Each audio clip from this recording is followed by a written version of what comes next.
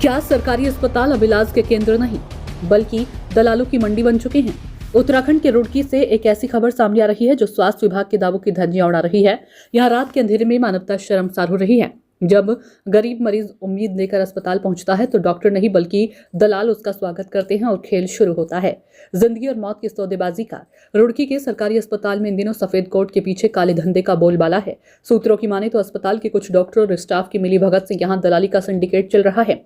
जैसे ही कोई गंभीर मरीज अस्पताल आता है तो उसे डराया धमकाया जाता है, सुविधाओं का अभाव बताया जाता है और फिर शुरू होता है रेफर करने का खेल।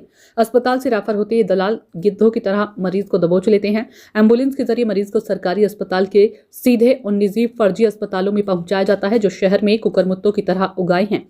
इन अस्पतालों के पास ना तो पर्याप्त डॉक्टर है और ना ही जरूरी संसाधन। यहाँ मरीज का इलाज नहीं बल्कि उसकी जेब और जिंदगी से खिलवाड़ होता है।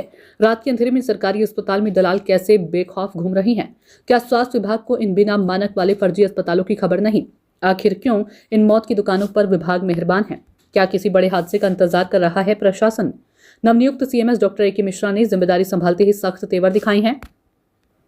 उन्होंने 1 जनवरी से कार्यभार ग्रहण करने के बाद दलालों को चेतावनी दी और निजी एम्बुलेंस के प्रवेश पर प्रतिबंध लगा दिया है। लेकिन सवाल तो यह है कि क्या ये आदेश फाइलों से बाहर निकल पाएंगे? हकीकत तो यह है कि दलाल इतने बेखौफ हैं कि वे अस्पताल के अंदरूनी लालची संपर्कों के दम पर दिन दहाड़े अपना नेटवर्क चला रही हैं। रुड़की की ये तस्वीरें डराने वाली हैं। एक तरफ सरकार बेहतर स्वास्थ्य सुविधाओं का दावा करती है तो दूसरी तरफ दलालों का ये मकड़ जाल उन दावों को निगल रहा है। अब देखना तो ये होगा कि क्या हरिद्वार स्वास्थ्य विभाग कुंभकर्णी नींद से जागेगा या फिर गरीब मरीज इस तरह इन फर्जी अस्पतालों की बलि चढ़ते रहेंगे।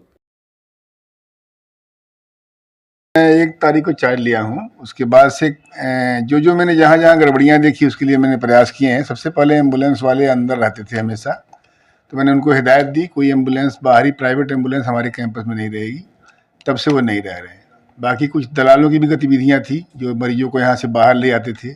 मैंने उन पे सख्ती बरती है। अब बहुत कम दिखाई पड़ रहे हैं, नहीं के बराबर दिखाई पड़ रहे हैं।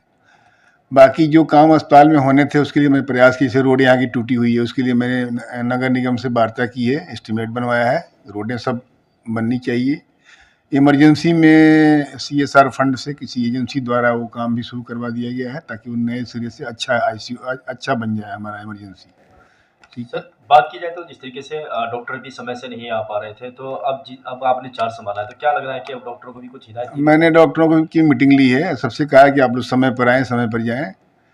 तब से डॉक्टर सब समय पर आ भी रहे हैं। सर, जो दलाल यहाँ पर इर्द-गिर्द घूमते हैं अस्पताल के अंदर, तमाम जो यहाँ के डॉक्टर हैं, ऐसे बताया जा रहा है कि उनसे भी उनकी साठ-गाँठ रहती है। तो क्या इस तरह कुछ बड़ा एक्शन लिया जा रहा है ऐसे? नहीं, ऐसी कोई सूचना मेरे पास नहीं है कि साठ-गाँठ है, लेकिन दलाल के बारे में सूचना थी कि वो घूमते हैं यहाँ, मरीजों को यहाँ से ले जाते हैं। तो मेरी हिदायत के बाद अब वो आना कम कर दिए। तो क्या पुलिस एक्शन भी किया जाएगा कुछ? अगर इसके बावजूद भी वो नहीं माने तो फिर पुलिस हेल्प ली जाएगी, प्रशासन या पुलिस से हेल्प ली जाएगी।